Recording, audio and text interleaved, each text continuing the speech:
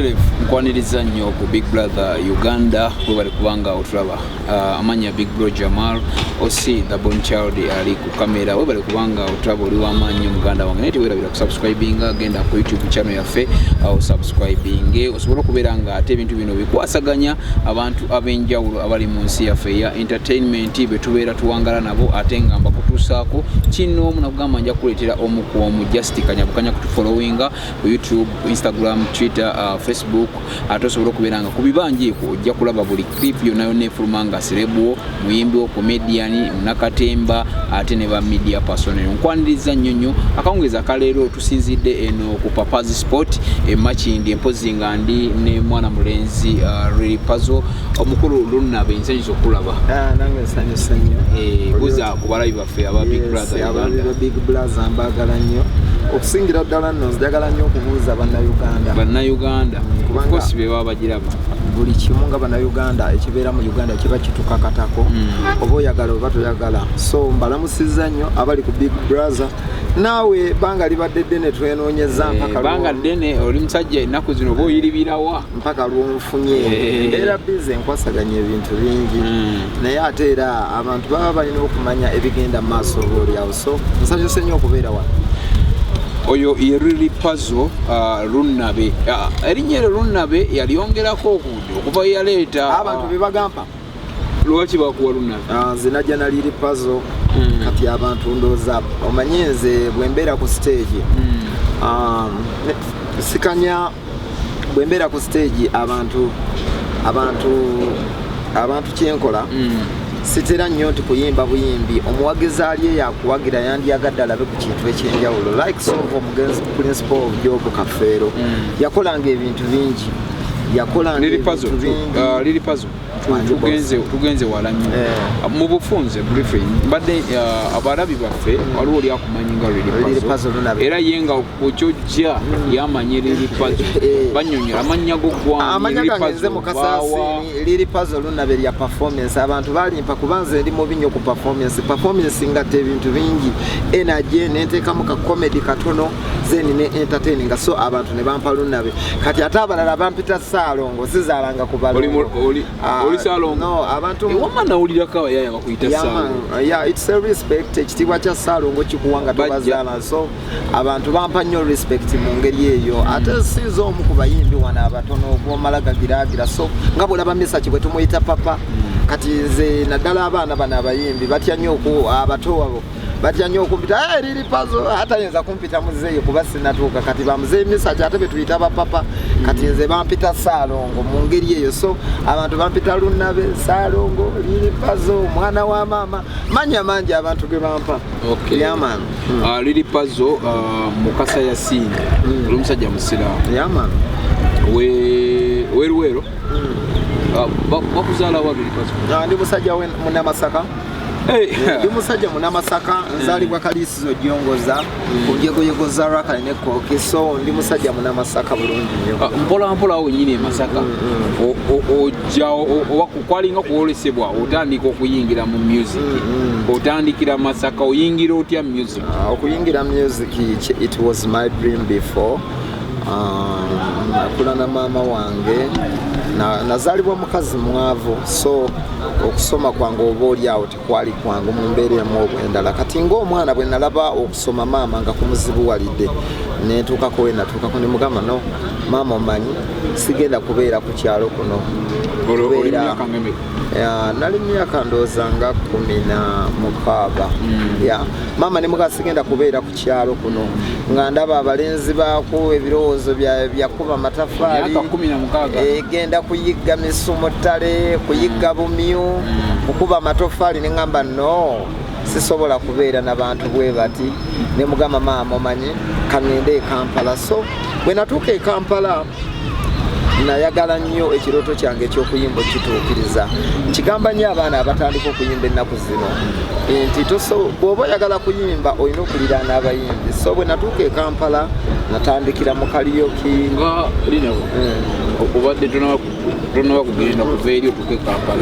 obadde oyogedde ku maama tatanga tomwogedde taata wange yafa yawumule mirembe tata wange yafa era 16 awe yali taliwo tata wange afudde jjo omwaka 2016 nga kugwako naye lwakuba baseparatinga ne maama buli omu namuvinga on so engeri gye twali baana bato as a caring mama yali alina okututwala okutwezinga so nakula ne maama wange kyova olaba nti nkugambye yeetise nnyo emigugu gyange mpaka wano yamaani mwena muli awaka muli basiraamu tuli basiraamu fena tuli basiraamu tuli abaana okubutukayo ove Masaka wakaliisizo oyingira Lwera ogamba nze ngenze Kampala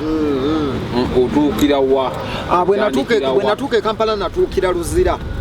mukomera Luzira sikomera Luzira sikomera Luzira kitundu nga bw'owulira nti Makindi kati Makindi waliyo military lwakuba ate yo tesawundinga nnyo Luzira ye sounding oli bwayogera ku Luzira alowooza komera so bwe natuukire Luzira wa muganda wange n'ateeka mu kazigo ke naye nganze obwongo bwange bwagala kuyimba nayingira mu Kampala wano omugenzi Paulo Kafeero lwafa olunaku Kafeero lwafa lwe bamuziika ekyaggulo nyingire e Kampala 2007 yamani Kafeero lwafa lwe nyingire ekibuga nasanga omuliro mungi kwolwo nga nakava ne mu kyalo sebo nga njagala genda kuziika ku superstore yo nga nakajja mu site naye nga njagala genda okuziika ne nga naye baba wange nga nandaba nga mbugumye nnyo munakyalo omuliro nga nnyina mungi nakatuuka mu site ate njagala genda kyaggwe kuziika so bwe ntuuka e Luzira natandika okukulaakulaa obulimu ng'omuvubuka nze tewali kintu mu bulamu kyenkoze nga njagala ebintu byonna bye nakola kuvuga zipiki ezo zibodaboda nali sibyagala bwe natuuka e Luzira ewaka tewaba waka tebakulimba kuba kwefumba bw'oba ng'okyali mu nnyumba ya Land Road tewaba wuwo oba mu nnyumba ya muntu twatuuka e Luzira mu nnyumba etali yaffe ey'omuntu gye twali tupangisa mu muzigo gwe muganda wange nanjagala nnyo nanfunirayo buli mulimu bwe nakolanga emutungo bbina eyo mu factory ebugolobye z'engato kuyiriba kakati bwembeera e Luzira ebyo byonna mbikoze mu kitiitalo omwo nga nkola emirimu mu factory z'engato biki eyo waliyo ebi-industry bifactory bingi kati kwe kugwa ku bavubuka emutungo bbina abo abakuba akapeera akawungeezi nga tukakubira eri Butabika abakapeera tobamanyi bano abavubuka abagendeyo ne baleekaana bayitayo mu jjango ne baleekaana ne bakuba enduulu kati yamaani eyo Butabika eyo waliyo ensiko eyo nga gye tukolera kakati weewuunyanga nnyo omuntu ng'oli talented era ngenda n'enziraawo ne mbalaba mu abakola ku malediyo nga mwogera nze riri pazo nsobola okuyiya olunaku ennyimba nsobola oyogera yamaani osobola okwogera n'ekitali kwogera kubanga nze buli talent njirina before nakolako ku lediyo I was a radio presenter down there at community radio Nsambye wa Pastor Tom Sembera. I was a radio presenter ekyo nkimanyi era bw'onteeka ku muzindaalo nti kuweereza bantu bwe nzija ku lediyo yo bw'oba mukozi ng'obadde bakulipulesingira boss n'agamba muwoona omulimu naliko comedian I was a comedian before Kweden Service Park bwayise nga bakapale betukola nabo comedy ba MC kapale ba godigodi ababukedde fama ababaana abo bolaba ababaana abo abali mu comedy store already wali okola nze nali kafulu mu bo era bwe kituuka ku comedy nti kukola gundi awo skit ya comedy tondeta kwaba balinzi tuvudde Masaka ombuusa wanga omulabi ayagala kumanya lipazo bave Masaka agenze Luzira wa muganda wavudde Luzira atandise okujoyininga bano obayise batya ababira mu nsozi yes anti mbadenja tubeera mu jjange yo kuba kola maloboozi kati bwe ntuuka Luzira yaman nali nyambala bubi ate abaana be nasanga mu city nga bambala bulungi kati nze nga banzala wanga bagaha leero kano munnakyalo mbonako kaze mu jjango kola mu ddoboozi kati kano nga bazala wa tobamanya abavubuka ababeereyo mu byalo okusibasiba obamanyi babeereyo mu kusibasiba obuviiri naye nga tekibaliimu nga talenti tebaliimu nenze talenti endimu okitegera bulungi nkubulidde byensobola okukola nsobola okubeera presenta nsobola okukola comedy nsobola okuyimba kubanga gwe wali obaddeko nange mu studio nze tebampandiikira luyimba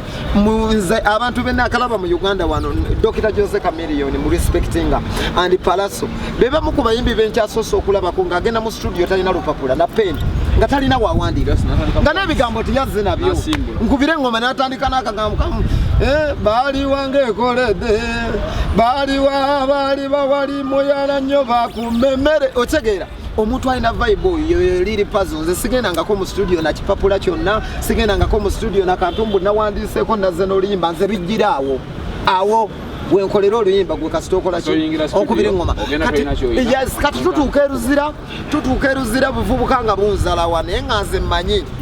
munnamasaka ti mmwe jasti muvimba buvimbi olw'okuba nyambala bubi naye mmwe ngenda singa mumpa wiiki emu ne munzikiriza okutandika okukolera wano amaloboozi ngenda kubalaga kye bayita watisi talent kabatanda batandika okukola banzalawa nze nennemerako eyo tuli ku lusozi eyo banzalawa netandika okukasuka obupeera bwange sikyabujjukira netandika okukasuka obupeera bwange obupeera bwange nembukasuka obupeera bwange ne batandika obbuwulira ne bagamba gayo nalabika wakabi gayo nalabika olwova wa mugana wange mukazigo n'abaali banzalawa ne batandika okukola ki okwagala naye nga tebanjagadde mbu lwakuba ndi mukwano gwabwe banjagala lwekyo kyenakola ki kyenali kati music ngenda afuna passion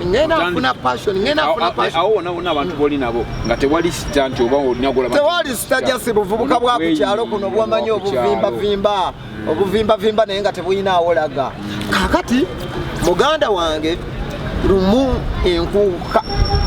si enkuuka ekigunda kya Radio Simba kindeetera ebizibu passion yeringa waliwo ekintu ekyayipinga liri puzzle olina okuyimba uyimbe ki kuba tewalina nali luyimba naye ekintu bwekihayipinga kati bwekimala okunhayipinga ennyo muganda wange olunaku lumu lwali lwa kigunda kya Radio Simba olwo luzira ebyeruzira nga gyensule ewuwe kati ekigunda ekyo nakyetegekera va ku factory y'abayimbi okukola nyambala muganda wange nga simugambi ofuna bulungi nga nyinya takisi ezije mu kigunda naye nga ekindeese mu kigunda nakiwuliranga ewafewa emasaka mu kyalo naye nga ate sirina sente zikiyingira onfuna netuuka muganda wange jukira naye nakajja Kampala nga sirina kusulawa wabweru nga bansuza kati muganda wange ngenda mu kigunda ngenda mu kiki ngenda mu kigunda kya Radio Simba bwe nagenda mu kigunda kya Radio Simba muganda wange I think cut bagenda ku disorganizing egere ebintu ebitali birungi yamani linda kuba ito yamani tugende maaso kati bwe nagenda mu kigunda kya Radio Simba Jamalu ate na enkeero okudda muganda wange nanga wasuzeewa emiggo tiyankuba yangamba wasuzeewa nanga gwe yakava mu kyalo otandise okusula wabweru kyokka n'ekigunda saakiyingira nalingiza kiringize ku miryango gy'owino mu kigunda waliwo omuyaayo eno ku mulyango gw'owino mwalinga mumuwe 10 mmeka ne mukiringiza naye ng'ekigunda ekyo oba olabako sayidi emu abayimbi tokola ki nti ng'olaba Chameleone wuyo ayiseewo naye nga tomulaba bulungi feesi kubanga twali twembirira bwebbirizi ng'abajjako 20,000 ne mulinnyira eno ku owino ne mulingiza kati awo ze nalina nennyingira naye ndaba ku bayimbi nfuna bulungi bwe naddayo ku makya muganda wange naŋŋamba olina kudda mu kyalo ensasa geva ku kigunda n'akubira mwannyinaze ajja nnone banteeke ku mmotoka nzirewa emasaka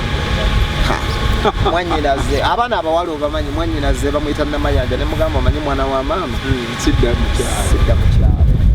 already yali amaze babaze omusindika ze ya muganda wange omulenzi yamukubira namuga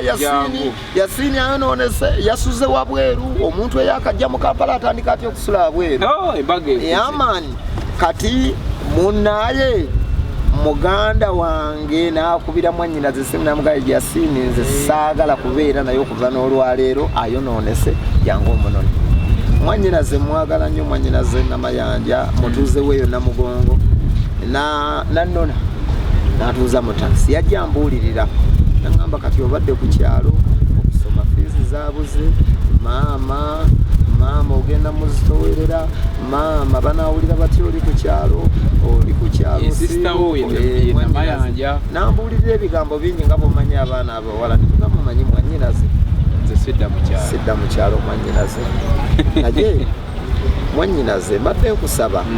onjiyize ye abakuwa akufunira omulimu ekyokukola eri mu bayindi wali ovuddeyo anti mu bayindi luzira kuba naye sina busobozi busasula nyumba okukola mu bayindi nga nyina kusula waabaaba nga bwe mbasuze waabaaba sisobola kukola kitegeeza ebyabayindi byonna byafa ku ki olwo nga nyina kutandika bulamu bupya mwanyinaze nannona bwe yannona natwala enamugongo wantuuse namugongo nakubira omusajja omwe bwayese Kawempe nanye ya musajja ali mubazi namugamba njagala nkuwe muto wange omuyigiriza okukola ki okubajja tandikobeere naye omusajja nangamba muleete mwanyinaze nansibirira akasente akatono nampayo nangulira nekubigoye nanga Yasini nambulira ebigambo byali byamakulu nnyo nangamba genda Kawempe nja kujja nkulambule nga buli ki weekend Kawempe natuukira wa Kate Farao kabajiro ka mukongo ova ewa blazawo mwanyuka kutwala paka Kawempe ewani wa mukwano gwe wa mukwano gwa mwanyuka wa mukwano gwa mwanyinaze yes yali musajja mubazi nga alina kafani kya gundi awowa Kawempe kati bwe mwali bali bamaze okukkiriziganya ne sister bali bamaze okukkiriziganya togenda musuzangako yes kakati bwe tutuuka Kawempe nendaba nga ebbajiro ly'omusajja mukulu ofuna bulungi akola ekibajje ne kimalawo mwezi nakitunda emitwalo 2 ne bakuwaako siringisi 15,000 nengamba buno obulamu si ono liri pazo okyali ku Yasini liri pazo tanajjamu okyali ku Yasini ekirooto ekyamuleeta mu Kampala baabo benatobanga nabo baboyi bange kati oyo akola ku dereta yafuna omulimu boyi wange jangu abantu bakulabeko wano boyi wange twatoba nnyo n'obulamu wali awo mugana wange twatobanga ffenna n'ensi twatobanga ffenna bafunye emirimu abavubuka bakyesinga mugire bamulabe oyo yamanyi olugero lwange olutuufu oyo ali mu kunyumizaamu olugero yave twatoba ffenna oyo golaba baba mugobi agenze mu bajiro akoze ono muganda wange sitola nokugambako nti yaliko ne MC era mubuulire bakomediyani b'ennaku zino ssebo nga twatuuse bakomediyani b'ennaku zino balina kye batugamba nga twakutte emisinga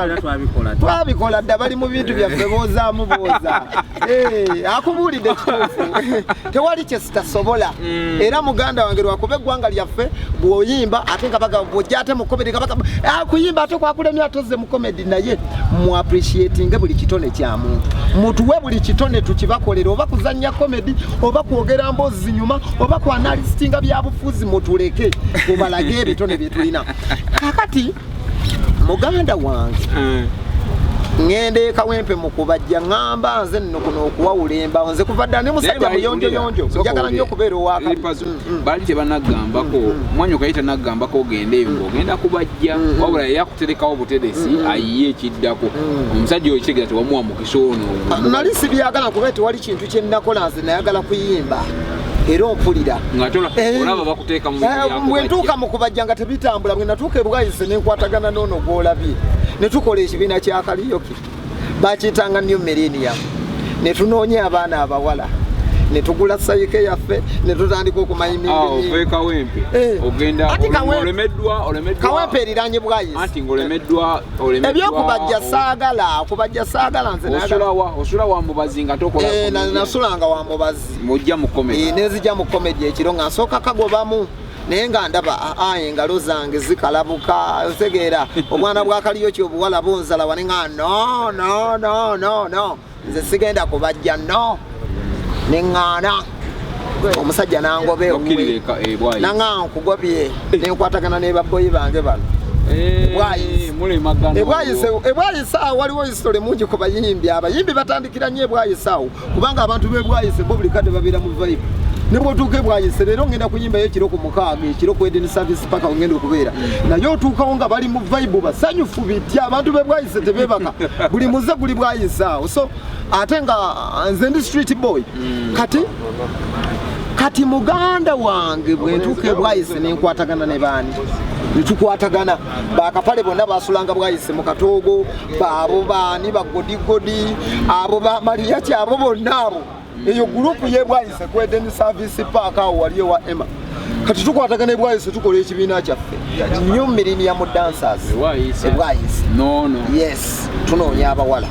naye Kariyoki tasasula nnyo okuleka Kariyoki awa abaana abawala kubanga omuntu ajja mu bbaala ebwayise ku Eden ekyana nekimuzinira bulungi nannyoka nakyo ki ekiro kati omulenzi oba olina okuyiriba kakati bwe nnyingira Kariyoki ebwayise nga nnyina okumasitalinga otegeera nina okuzanya comedy nina okukola obwemusi kati mu Kariyoki omwo mulimu sekita olina okukola ekikuvimbisa otegeera bulungi go wali boss twagatta sinze yali boss sebo ffe twali bakozi bano be bali ba boss yesebo bano be bali ba boss baboyi baffe kati mu Kariyoki olina okumayiminga ennyimba ezakabi mu Kariyoki tomalaga mayiminga luyimba olina okumayiminga oluyimba abantu ne bakufuuwayo si kulaba bakufuuweyo kubanga Kariyoki olina okujja ku stage nga obaze sente z'ofunayo balina okufuuwayo kati oyimbye luyimba ki kati mu Kariyoki olina kuyimba ng'ennyimba z'abamisaki bwagamba onooba teryagamba tobe so kati mu Kariyoki bw'onajja ng'oyimba ennyimba ngaki sijja kwogera oli ku Big Brother Uganda bali kubanga otulaba ndi ne Lili Puzzle Lunabe Yasini Mukasa okuva e Masaka andiiraliiramu obulamu bwe atandika ati ayingira ati okufuuka ekyo kyali weyongera okusubscribinga olikinge osharinge wonna we tuli Instagram Twitter Facebook byonna gye tuli ne ku YouTube Mukasa Yasini aka Lili Puzzle Lunabe ofubuluke bwayise kakati muba comedy mu Kariyoki tubikoze ubikoze kakati Kariyoki nga tasobola kulabira kimala sula mu awusi kati tutandikwa okufuna mu kubuwala kana nga akawala nakatwala wakano kamatidde mwaka ki bwayise waliwo obuwala bwa ghetto mulimu ba 2012 awo Kariyoki awo yakyakiri nnyo walinga webibiina bya ex-teeners wabeeranga ebibiina byali bingi nnyo biseera ebyo byali bingi ebibiina bya Kariyoki kati muganda wange Kariyoki nga tasobola kummazaako kye nalina okukola kwe kuyingira boda naye nga saagala gamba bantu tinvuga boda ekiro emisana nga nyino kagobamu ekiro nnyirire kakati nze bwe ntandika okuvuga boda nebikkiriranga baleme kulaba yes ate nga njagala nnyo oluyonjo ku boda toyinza kuyonjowalirako era nze abantu bampanga piki zaabwe buli luvannyuma lwa nnaku 3 nga bangoba nga sikola njagala nnyo okugiyonja piki njagala nnyo okwebikkirira tebandaba nti nvuga boda mbeera mbi jaketi nga tewali element sina stage otegeera obyanza bubyanza ngembozi z'ababoda tezinyumira nze kuba byanyizanga ajja kubeera n'owa boda akunyumize ate simanyi mukazi wange namugobye ekiro tugenda kuvuga piki zaffe tugende ku biiki nze akabozi gaabwe nga tegakola ki nga teganyumira nze anti kuva dda ndi musajja akuukakuukako nnyo ebintu ebitanyumira binkuulako waya yaman so kati ng'emboozi zaabwe tezinyumira naye ate nga nyina okugivuga nfune ki ekyokulya kati bwe njinoonya babbaye bwayise obimanya ebintu byange wantandika nfuna piki naye nga sisasula not because of nali munyazi naye nga njagala nnyo oluki nze bwe nafuna piki natandikirawo kunoonya bayimbi nze saavuga nnyo bantu nze nanoonyanga babbafana gye bali ne mbavugira bwerere olunaku lulamba bafantom lovins anti awo kati nga zituuka wiikyansaba sente ze ng'agitwala kubanga nze saakolanga nti mulimu nga bwe ntegedde ogukola ogwa boda nti nvuga eki nvuga abantu nali njagala nnyo okuvuga abantu otegeera navugavuga nga yaawo nenfunayo ng'omutwalo ate nengulya nenkubira babbafana babeeranga emengo bafantom lovins babbanjomaani nembavuga ate nembavugira bwerere nze nagijjangako n'omutto abantu balage mbusikolaki nze sivuga boda nze kuva nga nebigirira nze navuganga abo bafifida queen baticha basimon maseruka my friend bamanyi story wange bulungi era abo balinga baganda bange ensi eno mpozi bwoyimba muna abantu balina engeri gye bakyuka eyali munno n'atandika okubata kyakukubirako kuba kiki oba byansi bye bibatwaliza ebirowoozo oli nalowooza ati tomanyi abantu b'oludde nabo buli kadde babeera mu kweronda omuntu bw'oba owangadde naye buli kadde ye aba akwata nsobi aba buli kadde akunogolako omulabye leero atuyiseeko tatubuuziza omulabye yuli teyanjogeddeko babeera mu kweronda abantu abakadde so kyova olaba abantu abakadde bw'osanga ng'omuntu aludde n'omuntu manya wabaddewo okugumiikiriziganya abantu naddala abafirika tutera nnyo okuwangalana mikwano naddala bw'oba olina bw'obadde ate n'okola ki emikwano girina engeri gye gitakalamu kakati obulamu bwange bwonna nkuŋŋaanya mikwano olwo studio boda bazinzijangako buli lunaku bazitwala naye nga olwaki bazinzijako sisasula obudde bwe nandinoonyeza sente ndi mu kuvuga baserebu nvuga bafifida queen olwo njagala batandike buli gwenvuga nno nga mmoga naye owaayo tica nti wangi nze bampita liiri pazo erinnya lyange nali nditaddewo mukaliyoki nali nditaddewo nze bampita liiri pazo naye ndi muyimbi muganda wange kubanga nze navangayo bwayise kugambye salinga na stage nga njivuga nenzija ku New Vision wali nembateega nga nabalabye ku TV nabo naba Jack Star babulira abo nabavugiranga bwerere ba Jack Star nabo olabye wano era abo balina nnyo okunkolera ebintu byabwe ebyange kuba ndinga muganda waabwe nze navugirako Jack Star bwerere ne mutwala eyo yasulanga eyo wafiro ajja kubulira navugako Jack Star ne mutwala yasulanga eyo waggulu eyo ekisaasa eyo ku bwerere nze ngakuŋŋanya baserebu babeere baki mikwano gyange ng'oli bwampa piki mu kifo ky'okugenda okunoonya abasaabaze mbeera mu kunoonya baserebu mbavugire bwerere zibula onoonyaloonyamu kuva bwayise n'ofunayo 5 awo n'oteekamu amafuta n'obanoonya bafana oliwa fantom lovins oliwa banjomaani oliwa fifi oliwa tica oliwa simon maseruka jackst oliwa nze nga njagala babeere baki bakyali bange mbateeke mu ki mu 5 kakati munnaye abantu abo bafuuka mikwano gyange naye nga sinakola luyimba naki toyinawo oluyimba navuga bangi bakiwoko sebo kiwoko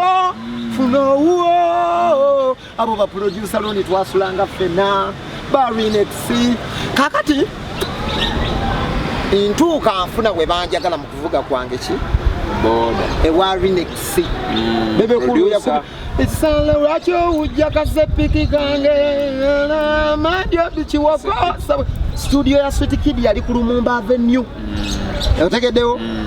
awe ntandika okupakinga ngamba muganda wa Rinex ebiseera ebyo mpale embaaya wani yali tayakolangayo yadde oluyimba ne yakubya oluyimba lwakolaga nga mayibobo nnyo nga mudongo nga n'okwekuba twekuba wani ayinza okunyumiza naye nze ndi mwana wa mpisa lwakuba sitekimanyi naddala ab'amawulire bafubye nnyo okulaga ensi nti ndi mubi naye mukama mulungi nti kati ebintu agenda abikyusa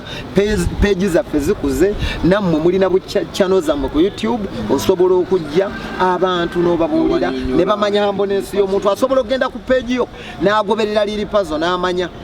nti bulijjo bye bamwogerako gaayo ono si bituufu si bwali bulijjo balimba just baagala kulaga nsi kifaananyi kiki baspreadinga hate kono gayi talina mutawaana nze kuba ku peegi yange bwonsindikira message enkuddamu nze siri mwerazi w'abantu naawe kennyini okiŋŋane nuŋŋane maani liri pazo yiwe superstar naye olivinga obulamu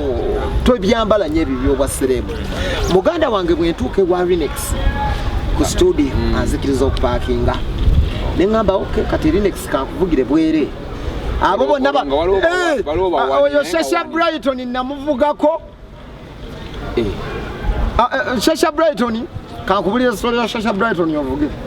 Shasha Brighton baali bamuvuga ewandegeya nafuna accident nali muva mabega engoye zonna neziyulika ngali ku pichi yes neziyulika zonna kumpi nga nsigadde nga bw'omanyi abaana abawala nenkwata Shasha Brighton kuba nali mulabye wa Linux nemugamba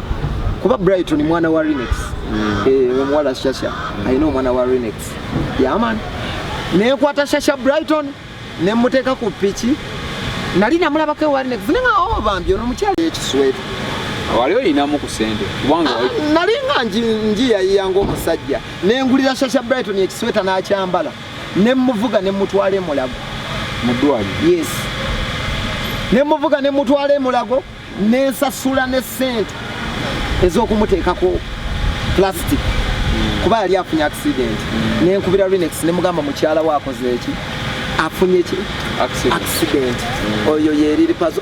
baddest jangu my brother bonge ku bantu champion team the baddest they are number one yeah man one love one spirit really hustler yeah man yo bless up my brother how are you yo manager oh man yeah man manager wa Pompia bamuitani Sifa Empire oh man Sifa tukude mu kamera mwenenga checho the baddest spread love not hate man yo kakati okunyumiriza Shasha Brighton Shasha Brighton omutwala mu ddwali yamani mulago nze nkubulira era bolekayo okomawo gamba naye kati ebyo tebasobola kubijjukira oyinza n'omuyita ku concert n'agamaani tebasobola bijjukira ubwo batumujjukiza yamani naye omwana w'omuntu just yebuza bwebuza magezi bebuza magezi naye baba babimanyi omuntu takusanganga nga mwaliko mwena mu haso omwaka nakugamba nti takujjukira era ogenda ng'omutendereza obutaba naki namagezi kyova olaba nayimbye oluyimba lwajjukira nga gyova lwogere n'abantu abali aba bakoledde ebirungi ne mwerabira okitegeera muddemu empisa abantu si lungi kwerabira Shasha Brighton kati nenfunira ddala abayimbi ne bafuuka mikwano gyange kati producer Loni eyakubye oluyimba lwa Kenzo Semyekozo oyo alinga muganda wange kati ntandiko bantegeera ate nga nabo bandabamu ekitone nti nsobola kyalina biyimba bibiri ebyakaliyoke yaman sinakola Loni yaŋŋamba maani oli talented Loni yaŋŋamba kakati olwaleero Linux taliiwo ŋŋenda kukubirayo akayimba naye ojja kumpayo amafuta kayimba kakabi yenze Salvador Liripazo Simple Man atayomba yenze Salvador Liripazo atapoa atalwana yenze Salvador Liripazo Simple Man atayomba otegera nayimbanga nnyo ennyimba kuba abantu bandaganga lawo nayimbanga nnyo ennyimba ez'obusungu osegeera ennyimba ezaki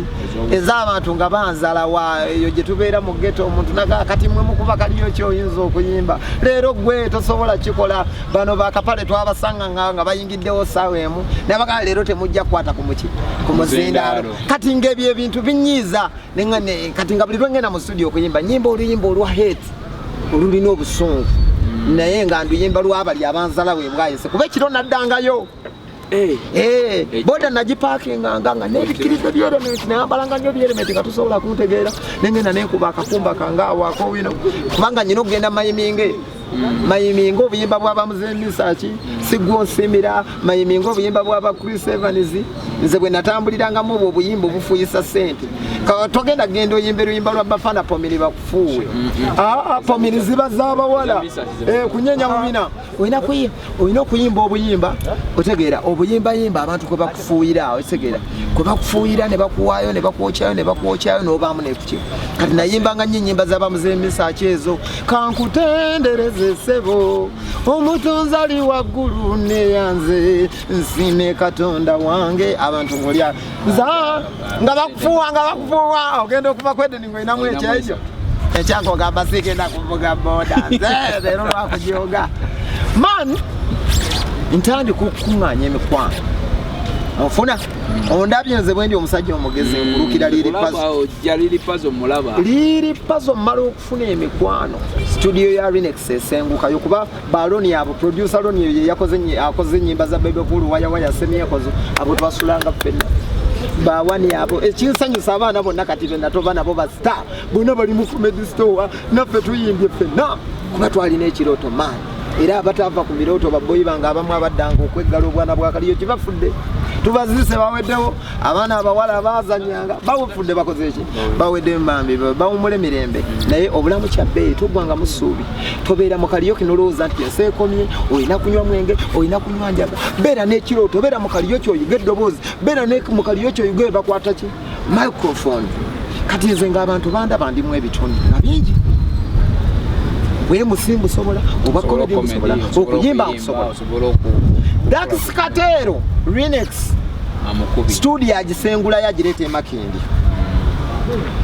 inkolo limba tinedda ngeze munafo tulabye kunyo 2011 natuka waliwe bakumanyi yaman 2011 simbula yaman simbula nakayimba kamunafo tulabye kunyo Rinex angamba naye jo jobeera wala kati Rinex nga Rinex yali andaba ekyandimu nga ngamba ngenda kutwala ku night ya Bebe Cool kwa Munisia lero yimberu kati nga nyimba akanyimba akangako loni yakakola ewa Rinex studio yali nga wano luwafu kati nyimba akayimba nedda ngenze munafo tulabye kunyo inzize koki munafo tulabye kunyo inkwate enkumbi munafo tulabye kunyo kati olimba ndukola 2011 Rinex antwala ku night ya Bebe Cool yali kwa Munisia Gagamero band obuyaye bonna nga bunzala wa mugagamero omwo mwalingamu ebivubuka ebimu biremeddwa n'okuyimba kwefuula bisitanga tebinnaba kutuuka biremeddwa bingi okuyimba neffe twali baana bampisa twalina tulina kitumanyi kyetwagala twamwali mu baddenzo ng'ayogera Denzo n'amala ayogera ng'ojja kudduka mwali mu baani abaana baali bangi abali mu gagamero ya Bebe Cool oyo Bebe Cool alina yatambulanga n'ebivubuka ebyo ebitiisa bayidisike omufuna bulungi ekikase kakati nkola akayimba kamunaffe tulabyeko nnyo ng'omwana eyali akuŋŋanyiza emikwano gyange toyina sente sirina ngamba kayimba kankashootinga evidiyo kuba nali mbavuga loni bwakankolera loni bwe yakakolera n'okata audio kata ninonyeza video nintandika okunoonya abantu bulijjo benvuga mbateeke mu video nga mbaagaza akagambo kamu munnaffe tulabyeko nnyo bafana nga akampa Loki Giant nga akampa Rinex nga akampa Babijje nga akampa kuba baalinga bajja ku studio nga bandabewo wa Rinex nga nkola video yange abantu nga bagamba kana akasajja kemasa kana akasajja akasiyufu kakisi kakoze katya okuteeka baserebu mu video eno kasajja kano kayayi katadde batya baserebu bano mu video kasajja kano ndooza abantu kuba tewali yali anzannya naye kyenneebaza Mukama music wange waliri pazo ne bw'otamukuba ayina engeri gy'atambula n'atuuka ku bantu nange gye sitategeera zinyinza okukola olimba ne situteeka ku TV ne lutazanya ku leediyo naye abantu nga balwagala kyebaliza Mukama Katonda kinyambye kakati Jamal munnaffe tulabyeko nnyo mukuba anyuma Rinex ngamba ngenda kutwala ewaani owa Bebe Cool okole kyo ingire nyimbe munnaffe tulabyeko nnyo ngenda kwa Munisia nyimba munnaffe tulabyeko nnyo mu ba WhatsApp abantu nga banyumirwa akayimba ng'olumu kati kamba kuba mu ngalo bati navo tulabyeko nnyo inzize koki munnaffe tulabyeko nnyo ng'abantu kabanyumira nnyo naye nga kaagaana okukwata not because of tekali kulungi lwakuba ezzalawo lyakamisa powerplay tasoyo kadongo kamuma neneebaza nnyo bukedde yakankubiranga ssaawa 9 ogw'ekiro era nga 9 ogw'ekiro baboyi bambagala leero mugenda kundaba bakateekayo omwaka nga mulamba bambi ekiro bukedde yeebale nnyo kaakati munnaffe otulabyeko nnyo mukola mufuna bulungi muteekaawo Rinex mwebaza nnyo okuddamu amaanyi twagenda ne Bebe Cool kutuwa twagenda Soloti muvudde kwa Munisia bantandise okubeera ne Rinex studio eruwafu bantegedde vibe ze bantadde ku gaadi bantadde ku gaali olwo sikisuula kati olungisudde eyokumpaayo okuvugavugamu kakati kitegeeze nga nvuga bibaluwa ebibaluwaawo nenvugavugamu awo katonotono okisegera bulungi kati maani Bebe Cool agenda mutu esoloti ba Linux bantwalira mu motoka yaabwe kuba Linux yali amukubira ki nanga twali ku kivulu esoloti nensooka nenyemba abateeso ne banyumirwa nnyo kubanze ku live band enkutta era lwenditegeka concert mujja kukyawa abantu abasinga mukole byonna bye mukola ekyo nkigamba abantu bwetegekanga concert ne bwobanga tonjagala obanga onjajinga nga bonjajinga nkusaba ojja olabe ddala liri Puzzle Can Sing ojja ontunuulire ku concert nga bwolaba Bobi Wine era abantu musubiddwa nnyo Bobi Wine abalabako Bobi Wine ku kigunda oba mu kitobero yoyo liri Puzzle bwa performinga nze simba okuyimba you have to entertain so liyimba ng'omuntu bw'aluwulira ku CD munaye bw'ogenda okujja omulungu nze nsobola awo nekubamu ate ka freestyle ate nembambusa kyova olaba wentegekanga concert y'abantu bajje bandabe bajja kunyumirwa music baffe bakulinamu n'ennyo Bebe Cool nyimba soloti nekirayi kati yandaba yali yeebasa naye okuyimba soloti kwa nyamba nnyo ebivubuka ebyali mu Gagameero ebyali bikuzalawa kumpa ekitiibwa byonna kuba Bebe Cool yalinanga gaso namba ng'ejjula eyebivubuka ebya Gagameero band abasajja babifuna sente abo balina sente Bebe Cool ebivubuka byonna ebyo kuba nze musajja atonze yasookangawo buli we mwalaga naye nabikubanga buli sho ngambe kuba omubali abantu ne bagwa eddalu ne wunyanya abateeso ne banjagala ne bafuwa sente nga byo bwe biddako mwalimu ba EDCK jukira balinayo obuyimba naye nga wakatonda ono w'amaanyi nga bayimba vibe ntono mu bantu nga gwe bafuuwa webale nnyo enkeera twali tugenda Kamuli muvudde soloti waliwo n'akafaananyi akatambula ku social media okwo Bebe Cool yali akutte entamu kuba yattanga enkoko emisana emmere ne mufumba wa katogo enkoko nga enkoko muli mutuwa enkoko abantu gye banaalya naga mulete basalanga enkoko kufumba mwali emisana ne mulya Gagameero band ne bali kati ndi Kamuli Bebe Cool show yali kumpi newe yali afunye hoteli ng'alengera ebiri ku stage tuli Kamuli nnyimba abasoga ne bagenda bakuba enduulu Bebe Cool n'agamba Linux mwana kiwuyo ko Linux ye mutabani wange batabani bange bapawa likodi zintambula nabo genda okalete amufuna bulungi akulengedde enduulu eri nakubira endonga abasoga bya Gagameero band bino ebyali binzalawa gye byali binyooma ebyo ebivubukavubuka ebyezimbyazimbya naye nga tebirina ndongo gye biri eyo mu Gagameero ensi yabikyawo ebivubuka ebyo ebinyooma olaba boss Bebe Cool yampita kubanga abasajja ze appreciate talent ye yandaba ku stage nga akola ekyenjawulo naga Linux oyo omwana mukole ki bino ebyana nga bizalawa tebyazalawa nga tebanjagala wabula nga tebaagala bakulabanga omuntu eyalemu abo be bakabi nyimba Kamuli abasoga banfuwa emitwalo gyalinga 7 enduulu yokka ng'era yabulayo nga nyambala bubi akakumba katono naye abantu nga bwenenya ku stage banjagala Bebe Cool kwe kugamba Linux omwana muyita awulidde enduulu ngenda nentuula ne Bebe Cool bwenti nze munnamasaka waabwe naye nga mutya nkankana bwenti sajja w'amaanyi nga mutya Bebe Cool nga asooka oliye ku nkoko yali njokye nangamba bakuyitani ne muganze liri Puzzle Rasta tandika obeere ne ba Linux ojja kujja ng'oyimbe mu Gagameero band otegedde nakubirawo maama essimu ne mugamba maama njogeddeko ne Bebe Cool olwaleero nangamba ono Bebe Cool omuyimbi ne mugamba ye twogeddemu ne Bebe Cool angambye ntandike embeere mu kibiina kyo naye omuyimbi nga tonnafuna linnya olina kubanga malaaya ofuna bulungi omuyimbi nga tonnafuna linnya otagala butagala olina kubanga malaya lwaki oba okyanoonya linnyo ojja kwefiriza bebekulu yandi talinaawo ekyo nga Azizi yalina emmotoka akutwala Mbale kuyimba byebiremeseza abaana abamu okuyimba tuli ba big talent Kenzo bw'aba tali mu ggwanga tulina kubeera nga twebase mpaka omukulu lwanadda nze siriiri pazo oyo nze Bafana bwe yagisimbulanga nga njiwalampa oliwa nze sadde ebyo mu byagagamero bandi era bebekulu ayinza okuba gwe yasembayo okundaba omu yana mayusedda kati nyingira Makindye ntandika okufuna emikwano onyonga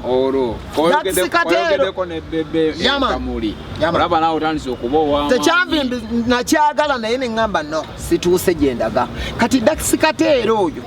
ansanga yali ayinamu obuyimba ne butipusuzi bwali bukuba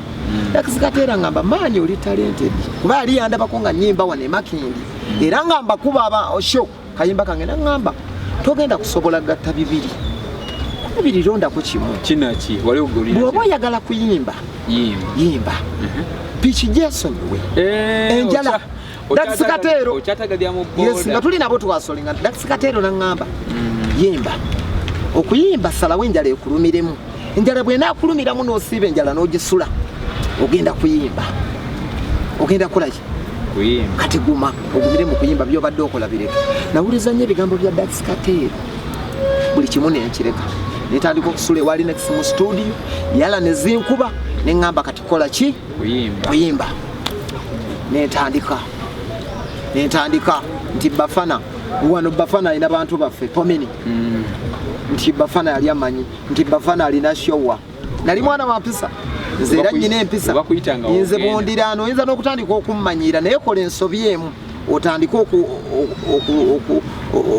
okujjawo respect yange awezibuukirako abantu abasingayo baleme okuntegerera naye nze ndi muntu wampisa n'ebyobwaserebu ebyo mbyambala kitono kuleka nga onkuddeko wayawo tuba tumaayuuka kaakati Bafana banjagala nnyo olw'empisa bazinzaziyo ne batandika okunteeka ku gaadi kuki Bafana nga ngende nabo ku show Bazizi nga ngende nabo ku show Kenzo olunaku lwe nasanyuka Kenzo luyantuza mu moroka mu big talent oli ku Big Brother Uganda ndine luli puzzle aga Katonda mu ggulu omusajja ayina emboozi we tutuuse wuwa watuufu agenda kutubulira olwo tugenda kutuuka tusemberedde okutuuka ku kugenda ogule emmotoka Buteleve tukyali ku Big Brother Uganda weyongera okusubscribinga striking osharing we bali kutuwagira ndine luli puzzle luna kamenyo jangu tuseeko ono kamenyo ono mulaba abantu mbaguddemu mpola naye njabala etira kintu ono kamenyo mulaba yasayininga omuyimbi ono kamenyo atomuza mu ebyo yine ebbaluwa y'omukulu Kyagulanyi ejja mu biseera sibya mu bubaka ki obubaka bagenda butegerera awo naye obubaka bujja nenga wetaaga luluna ono kamenyo twatoba nnyo n'ensi eno naye yaliko ebwayizi twabonaabona nnyo era olunaku lwafuna manager twali eyo gundi nansana ku mizanzi nakulyoka era nsekerera nnyo abantu abatugamba mbu simanyi ffe tulina gye tuyinza okulaga mu ndongo tulekamu bulesi ne muya ffe tuli baasira kamenyo yakubanga labambe nansana nagiwunzika nekavayo nga kagamba kagikubye nange nekagamba kangende njibandagazi nemunaku tulabyeko nnyo naye kansooka okufuna manager era nesimu yali eweddeko omuliro nekaŋŋa lunna benfunye ekisajja wano kyagala okunteekamu twalinga tuyimba buyimbi ffe mwe mutuyiikamu ffe tubayiikamu ffe tuli ebeereyo nga tubonaabona mwe mutunoonya kati olunaku kamenyo lwafuna mizanzi yakuba mizanzi nagiwunzika bwati kati kamenyo ono kalindoza lekamanyi mizanzi nekajja nekamuyikamu waliwo ekisajja kizze kinsabye ennamba lunna bessimu yange eweddeko omuliro naye kinsevingire nkera ku makya nankubira nga ndi enjala yange ennuma ojjukira ennamba ekiro gye naseving nemugangirina neyefunira mizanzi sirina namalala nze sirina maani tuvudde wala tuvudde wala we are street boys man tuli ba street tusobola embera na tugisobola kati kimu tuzze tukirabira mu decision je tukola tugikolanga abantu abakulu tutobye ne mukoze mu music era musobola kuwabula kati musobola ate fete tuli bayimbi be Kampala nga bana abayimbi bamwe everywhere you go ne mu kyalo sente tuzino nabyo mwe mubatijisa balaba yo ku radio bwamwe nga mba man we are the baddest temutugeraageranya na bwana bwamwe obwo bamenye muleke ngenda mufuna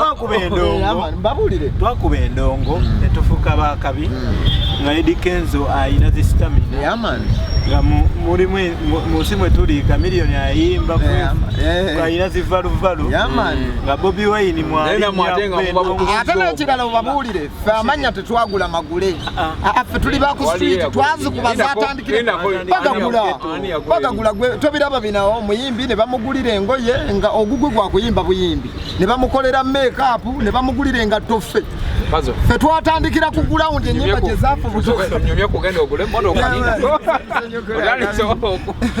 fubutuka omuliro si muliro just kubulira ebituufu okubeera real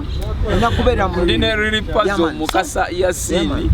oli ku Big Brother Uganda gendo subscribing o sharing o liking ekijaba kya mukasa nnyo kubanga embozi empamvu nnyo olwo tutuuse ku gendo ogule emmotoka kuba iyo nayo natuvudde obuso wakabi bodo girese blessings ani yakugamba ono nti obo yagala kuyimba Dax Katero akuyambye akulumiriddwako agambye nti kati mukituufu kiri nti tuze mu studio za remix ntandiko gattagatta nfunayo kalumbu alindako waliwo video yeri gye wakola otulabyeko nnyo tewamudde bundi akasente okajja wakuba waito inabo bakyali bange bansondera waliwo bakyali bange babayita bajiniya bulu babeereye Busega ba Morris Bawa bansondera kasente video ne tugikola kakati tumala okukola video eyo akayimba nkakubakuba katambula nzije makindye then nkwatagana ne Babijje yanyamba Babijje bwanyamba anteeka ku kido wali nkugenze nalinga sigatustula wamu sesiba mu kibiina kimu nali kuba nnyina kyennoonya Babijje anteeka ku reverb bwentuuka ku reverb nfuuka omwana anjagala nnyo anteeka mu Sky Zone Entertainment nabeerawo kuba Babijje yanjagala nnyo because ndi musajja muwandiisi waki wa nnyimba kati wembeera ku reverb ntandika okwegattagatta babitone bakoze nga bwe wakolanga pandikidde New York nakwatamu mu kiwatu kyo nakwatamu nze naluwandiika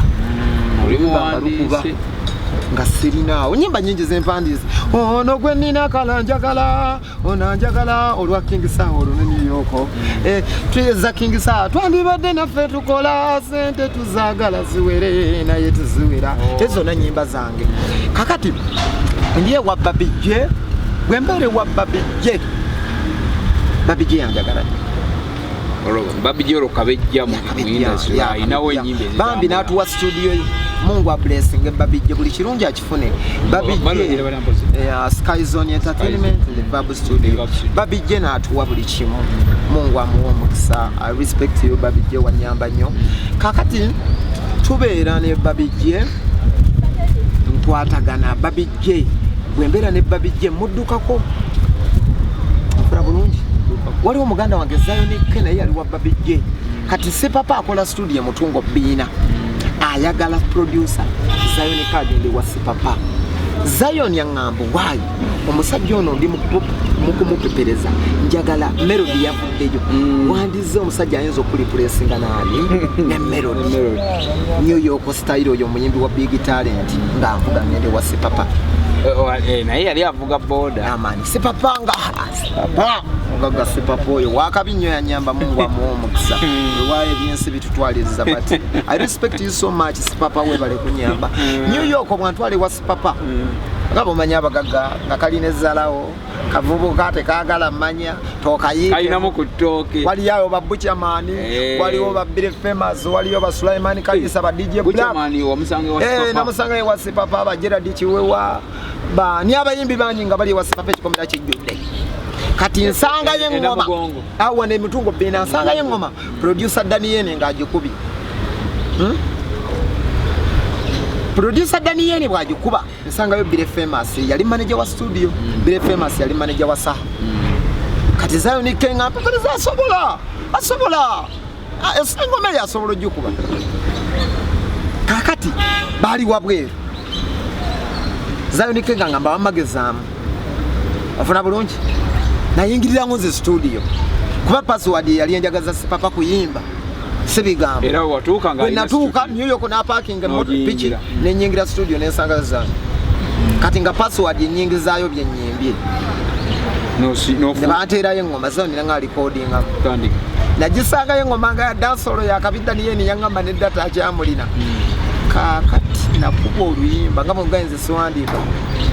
oluyimba lwali luta ontankanamu nkuzibiremu nkunyigiremu nkuteekemu ompuliremu yesimi uli pamandemu liri pazulu nabe mibeta dandemu olumbya Amerika uli pamandemu liri pazulu nabe mibeta dandemu olumbya Amerika ezo ni nyimba ziri naje ziri eyo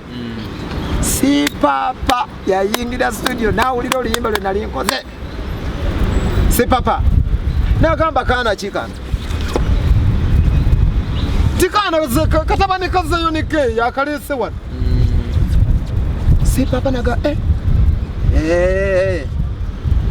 kana kayimba DJ Black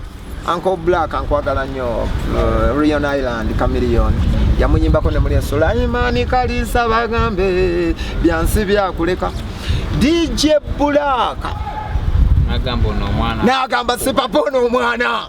si Papa ono mwana akube ngomba nawe muga Blood ono mwana akube ndongo Blood ono mwana akuba ono Blood omwana tumwetaga mu Papa Entertainment va kubano ba Buchamani waliyo batweka mani abasajja bali mu Olodi School ono mwana si Papa gwe twetaga abakaka ngabo manyi bakuba kalimi Black abera ku kiddo si Papa bwati si Papa nafuna vibe yange nagamba ne koma we makenje niyo funa ngamba webereremu si Papa akwagadde gwengwa nezira ye wababije ni neba kamudiri Zion ngali ku studio ebina Zion nakubira na ngamba omugagga aliwa wabala ngomaliriza abamanyize ni mwana wachi ye code fabe masaka code yaffe ambulance nange nakase yamani kutambulira era omuntu yenna atalina buntu bulamu mu nsena alimba nadala mu abayimbi abatandika ambulance ze wetuga esaperikole ngoyisewo naye bwe batonayitawo ate ne boyitawo era bwolikola ne bali abakutadde ebyansi bisobola okuvuga kuba kusalawo okwo oba obeera n'empiso oba tobeera nazo ensere kujajiva Papa kuyita si Papa ampita bwampita akanaye kakubye kuno luno kankagezese kasobola okuba yolala andetera Isima Pro Isima Pro mutegedde producer akabi Isima Pro bamanyi yakuba ennyimba nyingi wama yakuba ennyimba nyingi z'abatiti itisoke ezo n'ennyimba za Isima Pro yakuba yiti nyingi Isima Pro kakati si Papa oddayo eki aliko abawuzi b'obunyama studio bagigudde entuuke wa si Papa nyingira ngamba kolayo oluyimba olwo kolayo oluyimba awo ng'atudde studio yali agikoze nga ntandika kati nayagala si Papa abantu tebamanyi kubala nze bwe nalaba si Papa ne mmanya mugagga ayise wala nengamba sina muyita mu luyimba lwa laavu kamuyite mu luyimba lwaki kiringanga bona abogenda okuyimba oluyimba ne Chameleon n'ogenda oyimba laavu oli mu siru emirundi 10 oyina kuyimba Chameleon na luyimba lwaki message Chameleon takuwanga kolabo n'otandika laavu yimba message ensejja kuwulira oluyimba lujja kuba lwa kabiri lujja kuwangala si Papa ne mmanya nti abagagga baagala nnyo ennyimba ezibajjukiza gye bavudde nayingirirawo studio titewali kyenfunye kyabwerere mu nsi muno biva muntu oyo okwewaayo n'okukola nnyo saako obunyiikivu oluyimba olwo lwasooka yes tibe twatandika nabo banafuwa kati bafuna obujja biva muntu oyo ndi mukozi kyova olaba nga ndiko bwe nti biva muntu oyo si Papa n'atuma essimu ye ey'okubiri n'atuula netandika okukasuka kasibirina naye nga oluyimba nyina okulumala omugagga agamba eya kati oli mu Papa Entertainment nendusakata waluwandiise saluwandiika nayingiranga buyingizi tandise oyingizawo nendusakata n'aluterawo ku flash demo n'atandika oddukuba mu mmotoka ye enkeera yangulira mu falisi nangamba webake wano nemanya nti kati bikoze eki bitandise nagenda okulaba ndeetedde omufaliso enkeera n'aleeta balooya ne bansayininga n'ayita bannamawulire natta n'embuzi biri pazo olunabe nakeera ku mativi ku makya naye kana akayimbi kanaasobola nandeetera Washington gwe nali mpulira obuwulizi yazikoleranga producer Washington mwerazi Washington yeyagala atiisa Washington buli kimu akikola ekikutiisa ng'oli upcoming talina budde bwo Washington talina budde bwo mbuddamu ate okuyimba olina kubanga omanye okukola ki okuyimba Washington nga sipapa kano katabaniko kanaasobola okuyimba kano sipapa nangamba kolayo oluyimba olulala mutima nasooka kusanyuka Washington gwe nawulira azikubira babebekulu bawizo kati yankolera ki oli naye najja n'ateeka mu disiki ye awunya bulungi Range Rover yagipakinze wali bwakwata mu kaviiri nensaba nensa ekikowe nengamba yaman kati ndi ku kigezo kanyambala amaanyi nyembe oleeta luyimba kyolwo tibwonyiganyiga ennyindo gireeta omusaayi nkumatira bisoko kyokka gw'osiga obukyayi muwala wa Cheyamaani onzisa obuswandi kaakati bwe nakola oluyimba lwa muwala wa Cheyamaani nalukolera ku kigezo Washington bwe nakola oluyimba nangamba yimbamu nga Moses Radio tikinakayenga kitambula kinigiina Washington ne mufuna nagamba yaman yongeramu amaanyi nagamba si papa oli kubano babuchamani ono omwana ono yali mu sente zo si papa Washington musajja muteesa nagamba si papa nawe va ku babuchamani abo kubanga si papa yaleeteranga babuchamani ba producer abenjawulo nendoza nga tebadde batrekaman but nga they don't deliver what ba producer kyebaagala kuba si papa yawanga ba Washington milioni nya Washington akwagalira waawo Washington ne bolu yimba twalutandika kaongezo ogenda okuwera saa 2 nga luwe si papa naayongera okukola ki okwagala n'ateeka akikye yakulirayo ekirala yanteeka ku mutto nzabo naba brown sugar nze nabaleeta wa si papa kuba yalinga abaga yafuna ule yafukana mukyala wenze nga nze gwa batuma si papa n'ateeka ku ki naye ono mwana wange kuba nalina empisa ngasiiba mulengero baza si papa kumbe simanyi nereetera mpalana abasajja bagenda kunkyawa kakajja wano katusanzewo kati ke katambula n'omugagga omugagga nga bamukubira esimu omugagga ngamba gikwate bagambe tuli eno na mugongo wa Serena Bata kumbe nereetera bizibu abasajja bafe twakuleeta wano kati otujje ku mutto omugagga akwagala nnyo omugagga akuwuliriramu nnyo bangi babuchamani bonna nga bankyawa omugagga antadde kuki ku mutto omugagga nga njagala nnyo nga ngamba mwana wange ojja kwonooneka wano njagala oveewo ntutwale na mugongo wa Serena Bata atandika kubeera naye Serena Bata wabeerako naye bulungi my sister mwagala nnyo yannyamba yambulira ebintu bingi era si papa mwagala nnyo yannyamba obulamu bwe Makindye nga nsooka mbuvaamu obwokukasolonga okusiiba enjala kati tandika okulira mbudde enkoko kuba twabeeranga ne Serena waffe nga tulina ekyataano nga tugende na mugongo tugula ettooke tutambuza bigere Serena sekawala kejazi nga tugula enkoko yaffe nga tuliteeka ku mmotoka nga tugula enkoko zaffe nga tugula buli lunaku nga tubeera mu kulya ennaku ye Makindye nga njerabirira ddala bakenzo bajjanga ne bakyalewo omugagga ba radio ne tudda mu nyumba ne tukuba olwali mu bufunze si papa yakuwonya soka nakuwonyamu ennaku ye Makindye ndya bulungi sula mu apartment ya milioni 2 nga sikyagala kumanya bye Makindye Makindye bo bakyalibo ngo bakubirako ngamba kubira Aziz yankubira essimu nangamba gwe oli wa mugagga kati buli kimu okifuna gwe endongo yaffe yakuyiriba funayo obudde Makindye takujja ku mugaati ntyamu ngamba okudde Makindye okubonaabona ate mbadde nnyo bulungi wano naye erinnyo ye nayogerako linagasi papa yagana okumpa sente byonna abinkoledde kati erinnyo lyali lunuma nga lyetaaga kujjamu ndi wasenna buli kimu mukubira sipapa mugambo se erinyo linuma naye mbate njagala kulijja nganga Linda mwaina ayinsagala kumujaje kubogedda mwogera ko kirungi ayina ekigambo kiyayogera nima kuba nalimba donga n'emirimu ngikola buli kimu nkikola ngafuuse nga mwana wa waka senena bata nangaze ndi mukazi bajja kumpasa naye tebagenda kukola kuwasa wano ojja kubeerawo teri agenda kugobawo naye oli musajja olina okwekola okweta ku nakwata ensawo yange nenjiteeka wano sipapa gyeyagula nenjiteeka ku mwemugera n'engoye ezo ze yagula ne Zion ng'amaze okuvayo mutungo bbina kuba ne Zion bambi yali amaze okunkyabwa mu contract kuba mwali mwasayininga contract ogimenya saagimenya oba nagimenya oba saagimenya naye kuba tajjanga kayo kunvunaana kakati Zion naye ng'avuddeyo wa sipapa yantwalayo bambi ate naye ng'atandise okunnyigira kuba nali simuwuliza ng'omugagga yanzijjako omuntu yenna okwogera nange Zion ng'apangisa wano ensambya awo nno wabeeranga abo bazaala toto awo balabaalaba ensambya ku nnyumba zaabwe awo saagala kumwogera mu nyumba Mungu ansonyiwe simanyi na lwaki muleeseemu kakati munnaye Zion ke nga ngamba omanyi kati tuyiriba omugagga tuvuddeyo tuli mu luumu yaffe kati tukole ki tuyiribe oze Zion akukiriza muddemu mubeere n'ensambi awo kati Washington yanjagala nnyo